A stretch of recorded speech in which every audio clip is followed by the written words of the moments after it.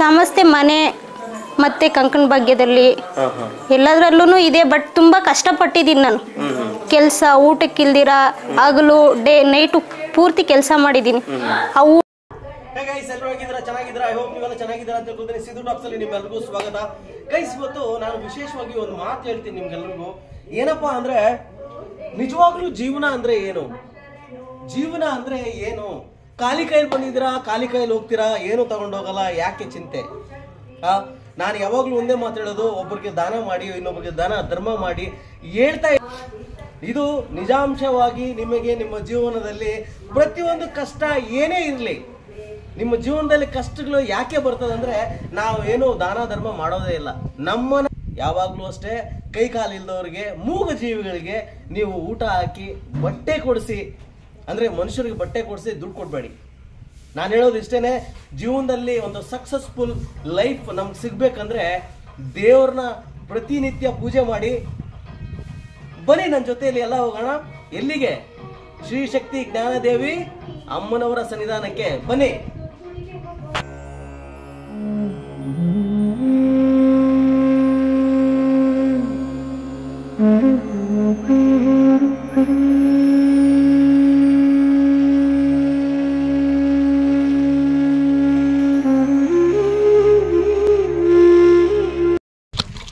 Sir ನಮಸ್ಕಾರ.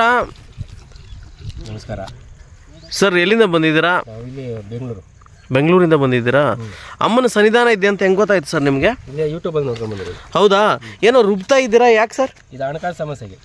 ಹೌದಾ? ಹಣಕಾಸಿನ ಸಮಸ್ಯೆಗೆ ಎಷ್ಟು ವಾರಗಳಿಂದ ಬರ್ತಾ ಇದ್ದೀರಾ ಸರ್ ನೀವು? 6 ವಾರದಿಂದ ಬರ್ತಾ ಇದ್ದೀವಿ. 6 ವಾರದಿಂದ ಬರ್ತಾ ಇದ್ದೀರಾ?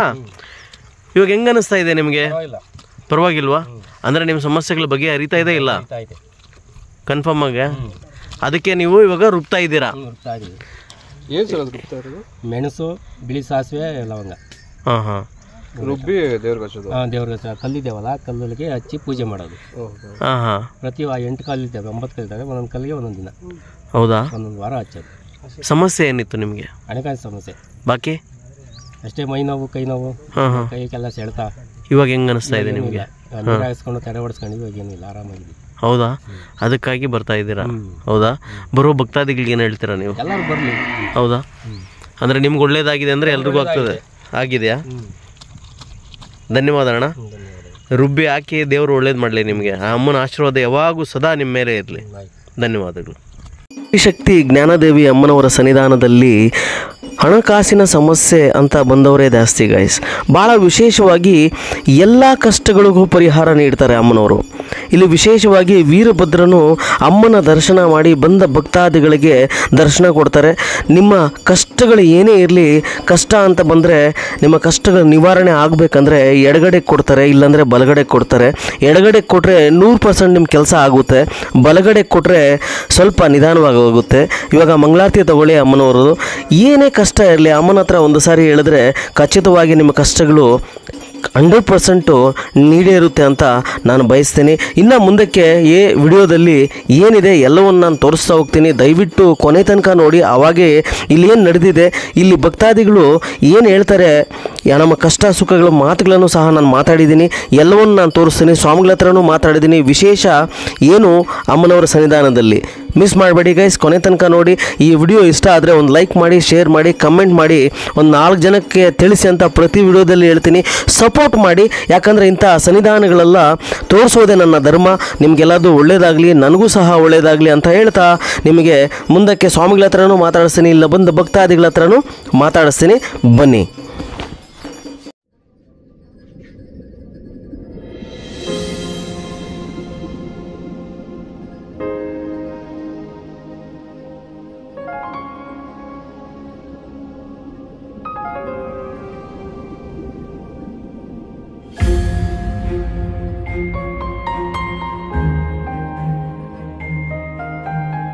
ಎಲ್ಲಿಂದ ಬಂದಿದ್ದೀರಾ? ನಮ್ದು ಸ್ವಂತ ಗೋರಿಬಿದನೂರು. ನಾವು ದೊಡ್ಡಬಳ್ಳಾಪುರ ಬಾಡಿಗೆಗಾಗಿ ಇದ್ದೀವಿ. ಓಕೆ. ಅಲ್ಲ, ಇಲ್ಲಿ ಈ ಸನ್ನಿಧಾನ ಇದೆ ಅಂತ ಹೆಂಗ್ ಗೊತ್ತಾಯ್ತು? ನಾವು ಯೂಟ್ಯೂಬಲ್ಲಿ ನೋಡಿದ್ದು. ನಮಗೆ ನಮ್ಮ ಅಂಕಲ್ ಶೇರ್ ಮಾಡಿದ್ರು. ನಾನು ಎಲ್ಲ ಕಡೆನೂ ಹೋಗಿ ಬಂದಿದ್ದೀನಿ. ಹೊಸಕೋಟೆ ಅಂತೆ ಎಲ್ಲಾನು ಅಮ್ಮ ಎಲ್ಲಿದ್ದಾರೆ ಅಂತ ಎಲ್ಲ ಕಡೆನೂ ಹೋಗಿ ಬಂದಿದ್ದೀನಿ. ಇದನ್ನ ನೋಡಿದ್ಮೇಲೆ ತುಂಬ ದಿನದಿಂದ ಅನ್ಕೊಂಡಿದ್ದೆ, ತುಂಬ ಒಂದು 2-3 ತಿಂಗಳಿಂದ ಆಗಿತ್ತು. ಬಟ್ ನನಗೆ ಯಾವಾಗೂ ಅವಕಾಶ ಸಿಕ್ಕಿಲ್ಲ. ಸಮಸ್ಯೆ ಮನೆ ಮತ್ತೆ ಕಂಕಣ ಭಾಗ್ಯದಲ್ಲಿ ಎಲ್ಲದರಲ್ಲೂ ಇದೆ. ಬಟ್ ತುಂಬ ಕಷ್ಟಪಟ್ಟಿದ್ದೀನಿ ನಾನು. ಕೆಲಸ ಊಟಕ್ಕಿಲ್ದಿರ ಹಗಲು ನೈಟು ಪೂರ್ತಿ ಕೆಲಸ ಮಾಡಿದ್ದೀನಿ. ಆ ಊಟದ ಟೈಮು ನನಗೆ ನಿದ್ದೆ ಎಲ್ಲನೂ ನೋಡಿ ಅಟ್ಲೀಸ್ಟ್ ಇವರಾದರೂ ಕರುಣೆ ತೋರಿಸಿ ನನ್ನ ಮೇಲೆ ನೆಕ್ಸ್ಟ್ ಮುಂದಿನ ದಿನಗಳಲ್ಲಿ ನನಗೂ ನನ್ನ ಫ್ಯಾಮಿಲಿಗೆ ಒಳ್ಳೇದಾಗುತ್ತೆ ಅಂತ ನೆನೆಸ್ಕೊಂಡು ಅಮ್ಮ ನೆನೆಸ್ಕೊಂಡು ಬಂದಿದ್ದೀನಿ. ನನಗೆ ಒಳ್ಳೇದಾಗುತ್ತೆ ಅಂತಲೇ ಬಂದಿದ್ದೀನಿ. ಅಮ್ಮ ಇದ್ದಾರೆ ಅಂತ ನೆಕ್ಸ್ಟ್ ದಿನಗಳು ನನಗೆ ಒಳ್ಳೇದಾಗುತ್ತೆ ಅಂತ, ಒಳ್ಳೆ ದಿನಗಳು ಸಿಗುತ್ತೆ ಅಂತ ಅನ್ಕೊಂಡಿದ್ದೀನಿ. ಇದು ಮೊದಲನೇ ವಾರನೇ ಬಂದಿರೋದು. ಬಟ್ ಆದರೆ ಒಂದು 3-4 ತಿಂಗಳು ಆಗಿತ್ತು ನಾನು ಅನ್ಕೊಂಡು ಬರಬೇಕು ಏನನ್ನ ಆಗಲಿ ಹೋಗ್ಲೇ ಬರಬೇಕು ಅಂತ ಅನ್ಕೊಂಡಿದ್ದೆ. ಇವತ್ತು ಬರೋದಕ್ಕೆ ಅವಕಾಶ ಆಗಿದೆ ನನಗೆ. ಆಗುತ್ತೆ, ನನ್ಗೆ 100% ನಂಬಿಕೆ ಇದೆ, ಆಗುತ್ತೆ. ಅದು ಅವ್ರವ್ರ ನಂಬಿಕೆ, ಅವ್ರವ್ರ ನಂಬಿಕೆ. ಈಗ ಕೆಲವೊಬ್ರು ಮನ್ಸಲ್ಲಿ ಒಂದ್ ಇಟ್ಕೊಂಡು ಇಲ್ಲೊಂದು ಇಟ್ಕೊಂಡು ಮಾತಾಡಿದ್ರೆ ಅದಾಗಲ್ಲ. ಅದು ಹೌದಲ್ವಾ? ಇವಾಗ ಕ್ವಶನ್ಗೆ ಆನ್ಸರ್ ಅಂತ ಬಂದಿದ್ದಾಗ ಅದು ಸರಿಯಾದ ಉತ್ತರನೇ ಮಾಡ್ಬೇಕು. ಕ್ವಶನ್ ಆನ್ಸರ್ ಮಾಡಿದ್ರೆ ಯಾವ್ದು ಅಂತ ಇದು ಮಾಡಕ್ಕಾಗುತ್ತೆ? 2 ಮನ್ಸಲ್ಲಿ ಇಟ್ಕೊಂಡು ಬರಬಾರ್ದು.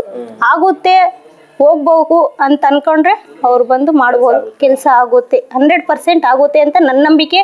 ಎಲ್ಲರಲ್ಲೂ ಅದೇ ಇರಬೇಕು. 2 ಮನ್ಸುಗಳು ಇಟ್ಕೊಂಡು ಬಂದ್ರೆ ಅದು ಆಗಲ್ಲ ಅಂತ ನಂಬಿ ಅಮ್ಮನ ಹತ್ರ ಬಂದ್ರೆ ಆಗುತ್ತೆ ಅಂತ ಹೇಳ್ತಿದ್ದೀನಿ. Thank you. ದೇವರು ಒಳ್ಳೇದು ಮಾಡಿ. ನಮಸ್ಕಾರ. ನಮಸ್ತೆ ಸರ್. ಸ್ವಾಮಿಗಳೇ, ಇವತ್ತು ಅಮ್ಮನವರ ಸನ್ನಿಧಾನಕ್ಕೆ ಬಂದಿದ್ದೀವಿ. ನಾವು ಇಲ್ಲಿ ಬಂದ ಭಕ್ತಾದಿಗಳ ಹತ್ರ ನಾವು ಕೇಳಿದ್ರೆ ಇಲ್ಲಿ ನಿಜಾಯಿತಿಯಾಗಿ ಅಮ್ಮನು ನಮ್ಗೆಲ್ಲ ಒಳ್ಳೇದಾಗ್ತದ, ನಮ್ಮ ಕಷ್ಟಗಳು ಪರಿಹಾರ ಆಗ್ತದ ಕೇಳಿದಾಗ ಇಲ್ಲಿ 9 ವಾರ ಸ್ವಾಮಿಗಳು ಬಂದು ನೀವು ನಿಮ್ಮ ಅರ್ಕೆಯನ್ನು ತೀರಿಸಿ ನಿಮ್ಮ ಅರ್ಕೆ ಪೂರ್ತಿ ಆಗ್ತದೆ ಅಂತ ಹೇಳಿದ್ರು. ಕೆಲವ್ರು ಏನ್ ಹೇಳ್ತಾ ಇದ್ದಾರೆ, 4 ವಾರ ಬಂದಿದ್ದೀವಿ ನಾವು, ನಮ್ಗೇನು ಇನ್ನೂ ರಿಸಲ್ಟ್ ಸಿಕ್ಕಿಲ್ಲ. ಆ 4 ವಾರದಿಂದ 9 ವಾರ ಅಂತ ಹೇಳ್ತಿರಲ್ಲ ಸ್ವಾಮಿಗಳೇ, ಅದ್ರ ಮಧ್ಯದಲ್ಲಿ 4 ವಾರ ಬಂದು ಸ್ಟಾಪ್ ಆದ್ರೆ ನಮಗೆ ನಮ್ಮ ಕಷ್ಟ ಬಗೆಹರಿಯುತ್ತಾ? ಸರ್ 100% ಆಗಲ್ಲ ಸರ್. ಯಾಕಂದ್ರೆ ಇವಾಗ ಒಂದು ಮನೆ ಮೇಲೆ ಒಂದು ಏಣಿ ಹಾಕಿರ್ತಾರೆ ಸರ್, ಅರ್ಧಕ್ಕೆ ಹತ್ಬಿಟ್ಟು ನನ್ನ ಕೈಲಿ ಹತ್ತಕ್ಕಾಗಲ್ಲ ಅಂತ ಹೇಳ್ಬಿಟ್ಟು ಕೆಳಗಿಳ್ರೆ ಮೇಲೆ ಹತ್ತಕ್ಕಾಗಲ್ಲ ಸರ್. ಇಲ್ಲೂ ಅದೇ ಥರ. ಯಾಕಂದ್ರೆ ಕಲ್ಲು ಅಮ್ಮನ ಮುಂದೆಗಡೆ ಪ್ರಶ್ನೆ ಇರುತ್ತೆ, ಆ ಕಲ್ಲೇ ಹೇಳಿರ್ತೈತೆ. ಕೆಲವೊಬ್ರಿಗೆ 9 ವಾರದ ಒಳಗಡೆ ಕೆಲಸಗಳಾಗುತ್ತೆ ಅನ್ನಂಗಿತ್ತೆ ಅಂದ್ರೆ ಎಡಗಡೆ ಕೊಟ್ಟಿರ್ತೈತೆ, ಕೆಲವೊಬ್ರಿಗೆ 9 ವಾರ ಮೇಲೆ ಆಗುತ್ತೆ ಅಂದ್ರೆ ಬಲಗಡೆ ಕೊಟ್ಟಿರುತ್ತೆ. ಅಲ್ಲೇ ಅವ್ರ ಕಣ್ಮುಂದೆನೇ ರಿಸಲ್ಟ್ ಇರುತ್ತೆ. ಅದನ್ನ ಅವ್ರು ಅರ್ಥ ಮಾಡ್ಕೊಂಡು ಅವ್ರ ವ್ರತನ ಅವ್ರಿಗೆ ಬಗೆಹರಿಸ್ಕೊಂಡು ಹೋಗ್ಬೇಕು ಸರ್.